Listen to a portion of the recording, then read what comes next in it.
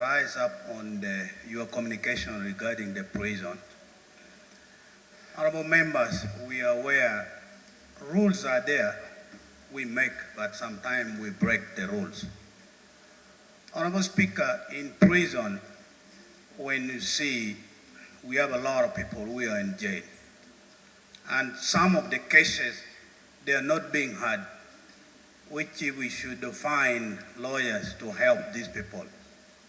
And also, when they are arrested or we are arrested, because we are meant to break the law, even we who are here, I think we should find a way of negotiating or seeing that not everyone who is arrested, they should take them for digging in the garden for the whole day, Honorable Speaker. When you find some of these people, they're digging the whole day, they are caned, they are beaten, I think we should find a way of favoring these people. And the prison is crowded because most cases, for sure, Honorable Speaker, is not being heard. And somebody who has stolen a chicken or cassava is treated like somebody who has done murder. Honorable Speaker, we need to come up with this solution to find a way to put this issue. Thank you. Honorable members, I want to remind you the four roles of Parliament. Right Honorable Speaker, under the laws of Uganda, by the time one ends up in prison, that implies that you have gone through the due process. Prison staff or officer has the right to beat any inmate. And at that point in time, you are beating an inmate for what? Extracting evidence are meant for reforms. And you are aware that even in the case of Uganda, we have a number of prisons. We all come from part of Lango called Kide. I believe when we were growing up, what you are talking about, digging, we did it. Fetching firewood, we did it. Cooking, we did it. So whatever... It's not outside the ordinary. Absolutely. Thank you. Thank you. Yes, James? All of you are going to speak. Young children of Uganda, and I think that's why it prompted you to have a discussion with the head of prisons. Madam Speaker, you have mentioned that the head of prisons alluded to the fact that we are having many young people in criminality. Madam Speaker, that speaks volumes, and we need to find out why are these young people involved in criminality. Madam Speaker, you are well aware that 80% of our youth are unemployed. To find a solution for the unemployment of our youth is very critical. And that would be a solution. And in addition to what you have suggested to amplify the infrastructure, there is a need to critically analyze how we can have the youth of Uganda being busy in productive activities locally and internationally. So in Uganda, if we continue looking at it as, as normal, then we are going to have more people, we are going to have criminality increasing because we are not looking at how we can engage. And I want to thank the President, give them equipment to utilize and have the youth engaged in the local areas, because the influx of the youth from the villages to Kampala, hoping to get remedy. Over 10,000 youth on the skilling project. But the question is, will it reach Kinkizi, Rwanda, Kwenye? So can we have it throughout the whole country so that we engage all our youth in doing that? So that should be done throughout the whole country. Much as we talk about the PDM is only 39%. Where is the 61%? Right Honorable Speaker, let's start by appreciating the fact is growing at a very, very fast rate. From the time we gained independence, 6.2 million, we are now talking about over 45 million people, and yet the size of young people. It is a very good initiative. I believe that His Excellency the President is progressively moving into the countryside. There now exists a presidential skilling center in Lira that takes care of Langos to interrogate that program and see whether we can support His Excellency the President further, and we roll it out from one sub-region to the other. In addition to paying a loan under Ministry of Education and Sports from the World Bank. Madam Speaker, why I say so, every communication you give in this August House concerns issues that pertain. Madam Speaker, every issues you give as communication in this House are a thorn in the flesh of our people.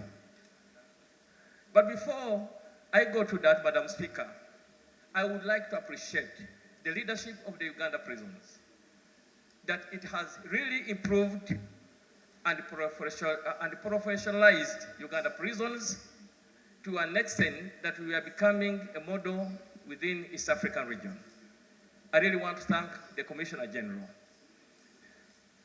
that even now as we talk, we have very few cases of human rights abuse. Honorable members, just sorry to interrupt you. The Commissioner General of Prisons is one person who can even supply this whole country with the seats. He's a very hard-working person.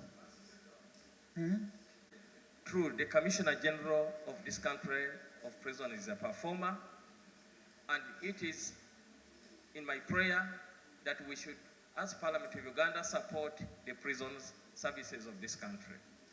Because by the time I was growing, we had massive prisons, which was built to handle 42 inmates. It had almost all the buildings falling down. But the little renovation that was done there, massive prisons can now be talked about.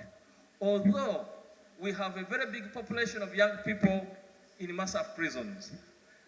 And as one of my colleagues said, we should have other means to counsel our younger people so that they don't fail prisons. But Madam Speaker, Honorable Minister Bahati gave a very good submission concerning where we should put all our efforts to create jobs for our young people. But we are cross-border traders. And the cross-border trading we do has really promoted the integration of East Africa and led a lot to the growth of our border towns. But my point is, Uganda as a country, we should protect the small business services that we have for our people. Because if you go right now to Kisenyi here in Kampala, you find that all the small businesses are done by the Somalis. If you go to Bunga, Buziga, Gaba, all the small businesses are owned by Eritreans and Ethiopians. And these people are denying our people to do their jobs. If you go to Kiriandongo, they say it is worse. They are doing every business, and our youth have nothing to do. That is why it has brought a very big problem to an extent that the youth who are idle now commit crimes to go in the prisons. But however, I want to agree with you that prison services needs to be supported, and we really need to give them enough money in the budget so that they can be a food basket to our country. Thank you. Honorable members in the public gallery this afternoon, we have our own. Then out of our own initiative, we can solve our own problem. Honorable members, allow Honorable Court to speak. Thank you, Madam Speaker, so much. First of all, congratulations. At our home, if a mom of the person that is we lift that person higher than any other person from that clan, and you are now one of them. Of course, we call it a double and double. So thank you so much for being a double, and thank you so much also for being a very good mom. Madam Speaker, that the premises is now full, the facilities is full, to the extent that they cannot contain even more. And yet the one who are inside there, when they interact with them, year, 2 years, without even going for trial. And that again adds a lot of numbers, to the extent that the facility will come. So do their work and do it quickly, so that at least somebody is tried. If the person has been found guilty of the offense, then from there the person is in prison. I have one person who until now he has not been paraded to court. When you visit him, he tells you why. Then you move around, you even fail to get somebody who can stand and let the file move. That is just an example. Which is the rules. You're supposed to lock in when we come, then also lock out as we go. This side, normally where I used to pass from. Madam Speaker was spot on, and I want to appreciate the Commissioner General of Prisons that there are no human rights abuses in prison like they used to be. And even the welfare of the prison warders and the prisoners has improved greatly. But we have so many young people in the prisons, so many inmates. I will give an example of Busia, where I come from. There are many young people in massive prisons. Most of them were arrested because they committed crimes due to unemployment. Uganda has a population of younger people that is almost 78% of the population. But the money that the government gave, the Youth Venture Fund that the government gave to the youth to begin their enterprises and went through Centenary Bank, it is very difficult to get. They ask a collateral or a security of 1 million shillings. A young person, where does he get that? First of all, 1 million is a capital to a younger person.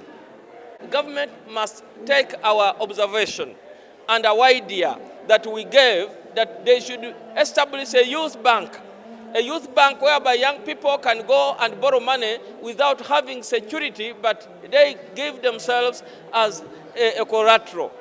And at the same time, this money that they give to young people should be interest-free. This will help many young people have interest in the businesses. But as per now, all the prisons are full of young people.